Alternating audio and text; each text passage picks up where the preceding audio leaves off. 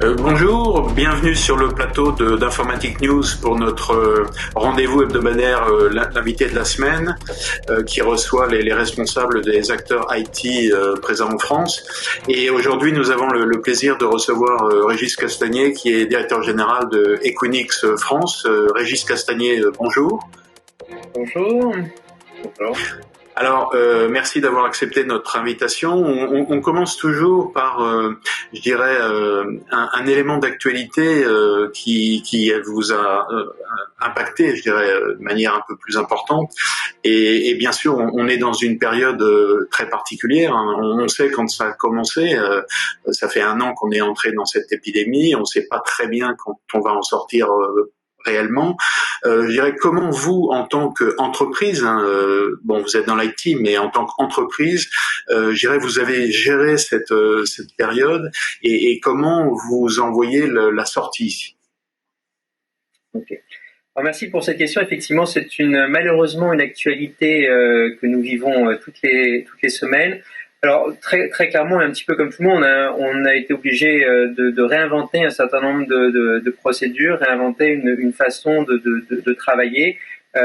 Comme tout le monde, ce type de scénario n'était pas prévu, donc on a été obligé de faire preuve d'agilité et en même temps d'avoir toujours en tête ce respect de la santé de nos clients, de nos collaborateurs et s'assurer qu'on était au plus haut niveau possible. Et tout ceci dans une activité, comme vous le savez, où on tourne 24 heures sur 24, 7 jours sur 7, avec des niveaux d'exigence où on parle de secondes, voire de microsecondes, puisqu'on doit nos services à nos clients 24/24, 7/7. Donc pas obligatoirement très simple, mais je pense qu'on a réussi à faire preuve d'une belle agilité. On a des équipes qui se sont vraiment mobilisées pour s'assurer qu'on pouvait continuer à garantir cette qualité de service à nos clients. Pour être très franc, maintenant, on est presque dans une routine parce que ce mode opératoire, on l'a depuis maintenant de nombreux mois, et on espère simplement que rapidement, on va pouvoir en sortir. Peut-être un point sur lequel je voudrais insister. Pardon.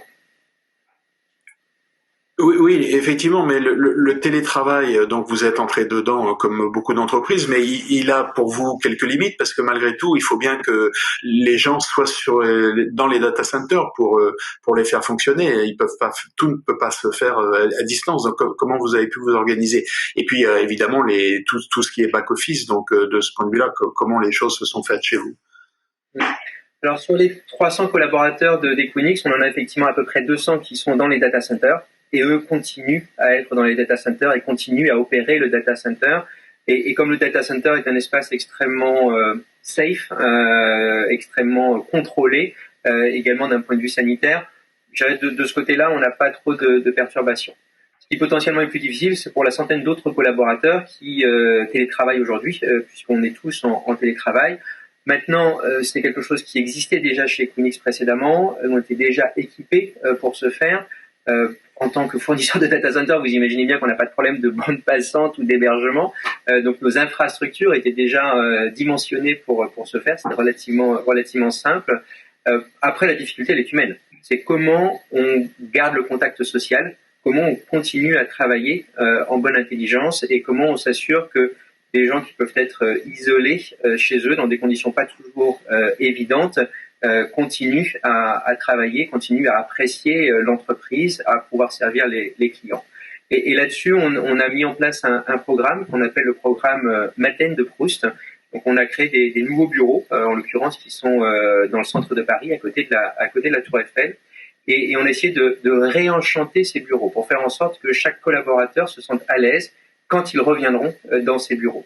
Et comme vous le voyez, par exemple, derrière moi, j'ai des affiches de Star Wars, puisque ce projet Madeleine de Proust, eh bien, c'était demander à chaque collaborateur quelle est sa Madeleine de Proust, quelle est la chose dans son enfance qui le permet de se sentir comme à la maison.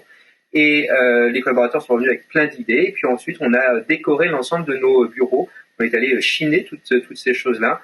Et aujourd'hui, on est dans des bureaux où les gens se sentent vraiment à l'aise, se sentent comme à la maison. Alors malheureusement, ils sont encore fermés parce que, comme toutes les entreprises américaines, on est très strict sur ces sujets-là. Mais dès que ce sera possible, il y a une vraie volonté de retourner au bureau et de retravailler ensemble et de recréer quelque part ce lien social qui a tendance malheureusement à se distendre à cause de la crise. Très bien. Alors, donc, vous disiez vos bureaux sont encore fermés, mais ça vous empêche pas de continuer à votre expansion en France. Et donc, on va parler bien sûr de l'actualité toute récente, qui est l'ouverture prochaine, mais dans les semaines qui viennent, d'un nouveau data center sur Bordeaux. Alors, vous en avez déjà plusieurs sur Paris. Il y en a un à Marseille, peut-être deux d'ailleurs, je ne sais plus. Et puis, il y en a un nouveau à Bordeaux. Donc, ça nous donnera l'occasion de faire un peu le point sur vos infrastructures en France, mais peut-être commençons d'abord par ce nouveau data center à Bordeaux qui, d'après ce que vous dites, n'est pas un data center de plus. Il a quand même quelques caractéristiques particulières qui font que on est dans une nouvelle phase pour Equinix. Alors, juste une petite précision, je suis désolé, je suis obligé de corriger un point que vous avez dit. Nous ne sommes pas à Marseille, c'est un de nos principaux concurrents qui est à Marseille. Très juste. Mais on regarde très attentivement ce qui se passe là, puisque quelque part Marseille a réussi à devenir une plateforme digitale grâce à l'arrivée des câbles sous-marins. Et merci pour la transition, parce que ce que nous avons comme ambition à Bordeaux, eh bien, c'est la même chose, de pouvoir créer cette porte d'entrée vers l'Europe et de créer cette plateforme digitale, cette capitale digitale. Vous savez que Bordeaux est la capitale du vin, par exemple, historiquement. Bordeaux est la ville de Montaigne, Montesquieu. Et Bordeaux a cette capacité désormais à devenir une capitale digitale grâce à l'arrivée de ce câble sous-marin. Donc ce câble s'appelle Amitié. Ce câble relie les États-Unis à l'Europe. Ce câble est une nouvelle route. Il va arriver directement des États-Unis avec une énorme capacité, on parle de 320 terabits, avec également une qualité, puisqu'on est dans les toutes dernières innovations technologiques avec ce câble. Et donc Bordeaux va devenir un peu ce point d'atterrissage de l'ensemble de ces données qui transitent entre les États-Unis et l'Europe. Vous savez, 99% du trafic emprunte ces câbles sous-marins. Et BX1, donc c'est le nom de notre nouveau data center, est le site d'hébergement du hub de connectivité de ce câble Amitié. Donc ça, c'est un point important, puisqu'à chaque fois qu'on héberge ce type de câble sous-marin, eh bien à chaque fois, tout un écosystème vient naturellement se positionner là où est le câble. L'écosystème, ce sont principalement les opérateurs télécoms, tous les opérateurs de services cloud, et puis d'une manière générale, tous les fournisseurs de services qui ont besoin d'être à proximité immédiate de ce câble. Donc on imagine que Bordeaux a un très beau potentiel pour attirer tous ces écosystèmes avec Equinix. Alors, est-ce que vous pouvez donner quelques caractéristiques de ce nouveau data center dont la conception, d'après ce que j'ai compris, est un peu nouvelle, parce que c'est une conception modulaire qui permet d'échelonner l'évolution, mais surtout de démarrer très tôt. C'est-à-dire que là où la mise en œuvre d'un data center prenait plusieurs années, le fait de l'avoir en tranches, donc par module, permet de démarrer petit, mais tout en continuant et d'avoir une possibilité d'évolution. Donc, est-ce que ça, pour vous, c'est un point important qui concerne ce data center, mais qui va également concerner d'autres data centers à venir que vous êtes en train de concevoir? Donc merci, parce que c'est effectivement un point important, et c'est une deuxième première mondiale. Donc l'atterrissage de ce câble, et deux, effectivement, la construction modulaire de ce data center. Pourquoi une construction modulaire? Eh bien tout simplement parce que vous savez, le temps de construction d'un data center entre l'idée initiale et le moment où le data center est prêt, en règle générale, si les vents sont favorables, on va être sur 3 ans, mais on est plutôt sur un horizon de 5 ans. Donc très clairement, le time to market est extrêmement long. Or, toutes les révolutions technologiques, tout le développement du digital mérite beaucoup plus d'agilité, primo. Et deux, on est face à un phénomène qu'on appelle le edge computing. Et donc, c'est le fait de se rapprocher de la création, de la zone de création de sources de données. Et donc, par rapport à ce phénomène de edge computing, on imagine que dans l'avenir, il va y avoir le besoin d'avoir ce type de data center qui va être proche des sources de données, qui vont être des data centers régionaux, et qui va falloir pouvoir implémenter rapidement. Et rapidement, ça veut dire quoi? Ça veut dire qu'on a juste besoin de ce qu'on appelle une dalle numérique. On a juste besoin d'une alimentation électrique et d'une alimentation avec les opérateurs télécoms. Et à partir de ce moment-là, on va prendre des modules qui sont préfabriqués, préassemblés, pré-testés en usine, et on va les assembler sur notre site. Et donc, le temps de mise en œuvre du data center ne se compte plus en années, mais se compte en mois. Donc, Bordeaux est une première mondiale pour Equinix. C'est la première fois qu'on construit ce type de data center. On peut imaginer, compte tenu de l'évolution du edge computing, compte tenu du fait qu'on a de plus en plus besoin d'avoir des data centers un peu partout dans le monde, on peut imaginer que ça devienne un modèle très vertueux et un modèle d'avenir pour Equinix et certainement pour toute l'industrie.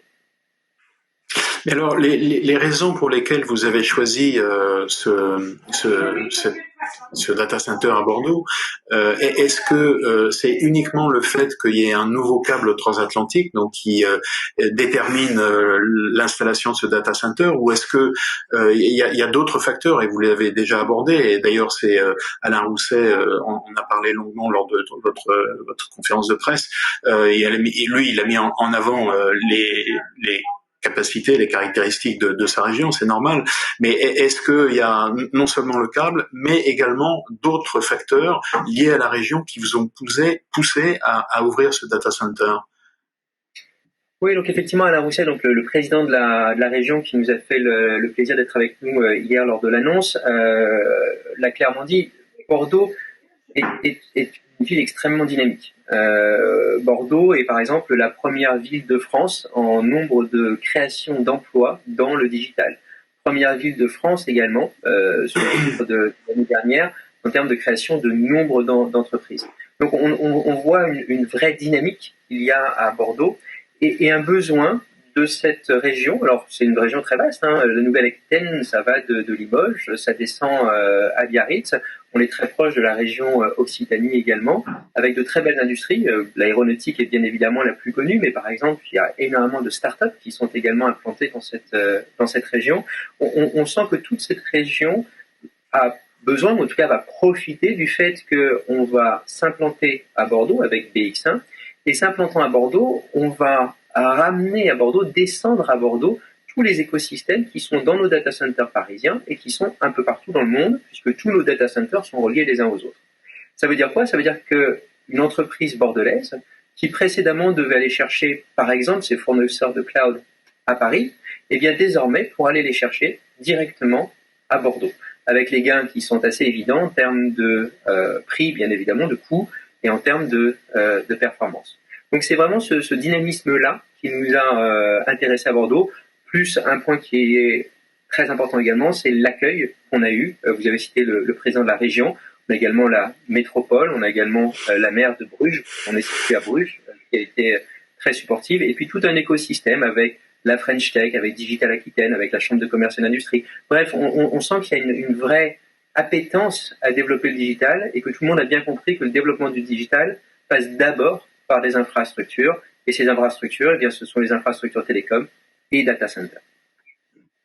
Et alors, ce data center, il sera en priorité réservé aux opérateurs télécoms, opérateurs de cloud, entreprises de services IT, ou est-ce que vous avez également des entreprises petites et moyennes qui vont avoir leur propre data center à l'intérieur même de cette structure? Alors, ce sera exactement la même chose que ce qu'on voit sur toute la planète. Dans nos data centers, on a à peu près 10 000 clients dans le monde, et dans ces 10 000 clients, on en a à peu près les 2 tiers qui sont des entreprises, donc on va dire des consommateurs de services, et un tiers qui sont des sociétés de services, des producteurs de services.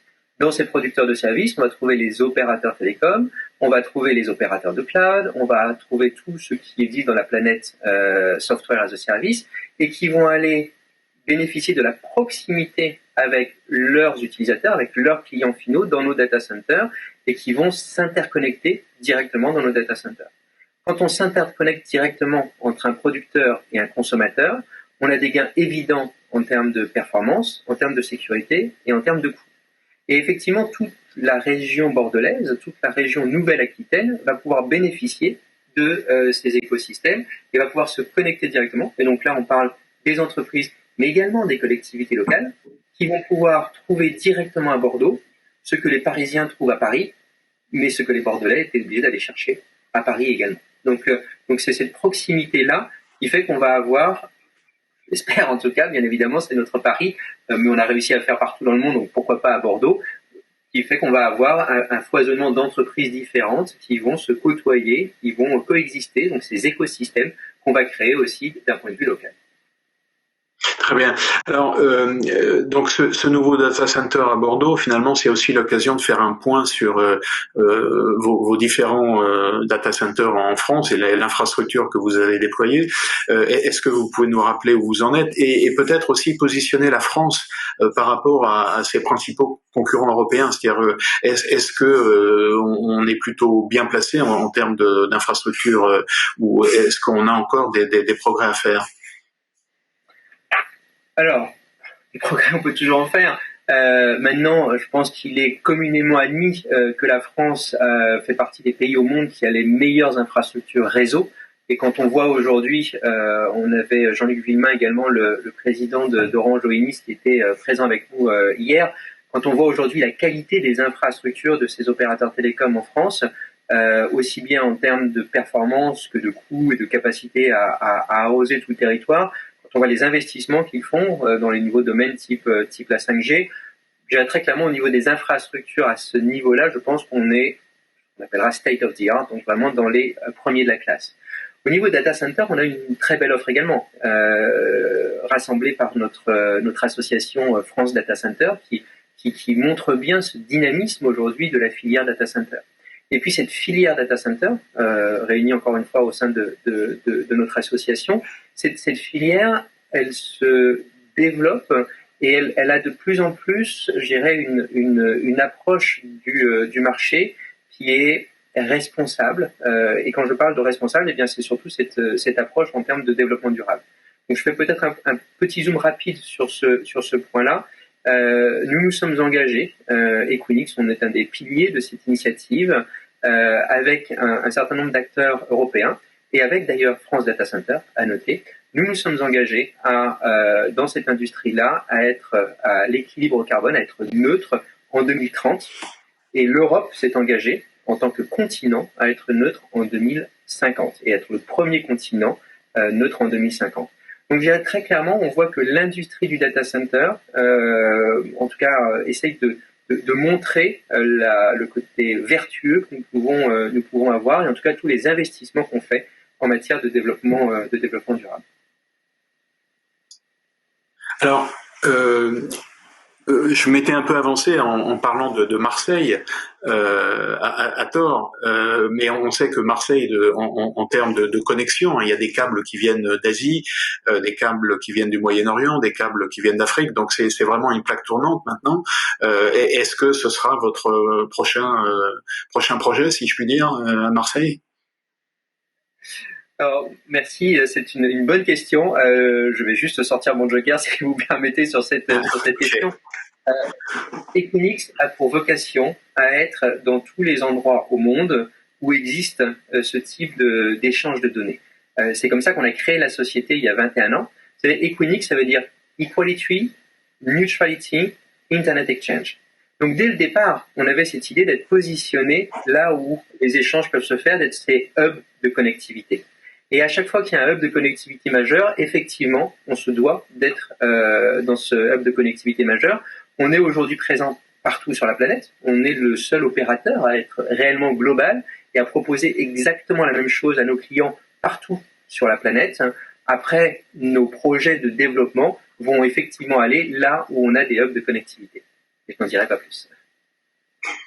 Alors, il y a un dernier point que je voulais aborder avec vous, c'est que on a beaucoup parlé de souveraineté numérique. On en a beaucoup parlé pour ce qui est des services cloud, avec en particulier le projet Gaia au niveau européen. Mais finalement, il y a deux autres domaines dans lesquels il y a une domination étrangère, notamment américaine, qui est assez impressionnante. C'est à la fois les câbles sous-marins, où les GAFAM sont omniprésents, et puis il y a tout ce qui est aussi société, enfin d'hébergement, donc les hébergeurs, ou dont Equinix, où les sociétés étrangères sont également omniprésentes. Est-ce que vous pensez que l'Europe devrait réagir également sur ces points-là? Écoutez, très clairement, je ne pense pas que ce soit un problème. Pour deux raisons très simples. Le premier, il faut bien comprendre que le métier de l'hébergement, c'est d'être un hôtel. Ce qui se passe dans l'hôtel, je ne le vois pas, ce n'est pas de ma responsabilité. Donc aujourd'hui, j'héberge des clients qui ont des données, mais je n'ai aucune visibilité sur ces données. Et à ce titre, je ne suis pas soumis, comme aucun autre opérateur de data center d'ailleurs, à des règles type le Patriot Act. Donc très clairement, que je sois une société américaine ou une société française, ça ne change strictement rien. En plus de ça, ce qu'il faut bien savoir, c'est que je gère en France des sociétés qui sont des sociétés françaises, payent leurs impôts en France, j'emploie 300 personnes avec des emplois qui ne sont pas délocalisables, et j'ai investi en France un peu plus d'1 milliard, ça c'est ce que nous avons fait dans les 14 dernières années, et aujourd'hui on a annoncé également un gros 300 millions d'investissements dans les 3 années à venir. Donc je dirais très clairement, on fait partie de cet écosystème, et que l'on soit français, néerlandais ou de n'importe quel pays au monde, ça ne change strictement rien.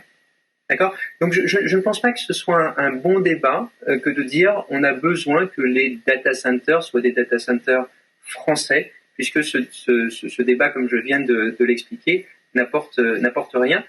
Et l'industrie du data center est tellement consommatrice d'énergie en termes de finances, et est une industrie qui nécessite tellement de compétences. Vous savez, c'est des choses très très complexes, un data center, et comme on le fait à l'échelle mondiale et que on a cette capacité d'investissement qui est colossale, je pense qu'il vaut mieux avoir de très gros acteurs mondiaux qui apportent ce niveau de qualité, plutôt qu'essayer de créer des acteurs locaux qui de toute façon ne pourront jamais réaliser, ne serait-ce que d'un point de vue financier et d'un point de vue des compétences techniques et technologiques. Très bien. Donc vous pensez que finalement la problématique pour l'hébergement est assez différente de celle que l'on peut poser pour le cloud, sur deux problématiques assez différentes. Complètement, et preuve en est, aujourd'hui j'héberge 80% des sociétés du CAC 40 par exemple dans mes data centers. Aucune de ces sociétés du CAC 40 n'a eu aucune difficulté à venir poser ces données et à confier ces données à Equinix. Vous savez, cette relation est vraiment une relation de confiance, et que nous soyons une entreprise américaine ou quelque autre nationalité, c'est d'abord la proximité que nous créons avec nos clients, c'est d'abord cette confiance qu'on va créer avec nos clients, et notre capacité à délivrer la sécurité de leur capital digital et la disponibilité de leur système d'information. Ce sont les piliers, les fondations du métier du data center. Quand on est capable de faire ça et de le faire, on va dire, au moins aussi bien que les meilleurs standards de l'industrie, on imagine que comme on est leader mondial, on le fait plutôt pas mal. Voilà, enfin, la messe est dite pour moi. D'accord. Très bien. Bah, écoutez, Régis Castagnet, merci beaucoup. Je dirais que sous forme de boutade, je vous donne rendez-vous à la prochaine ouverture de votre data center à Marseille. Merci en tout cas. Écoutez, avec grand plaisir. Merci, à très bientôt. Au revoir. Merci à tous.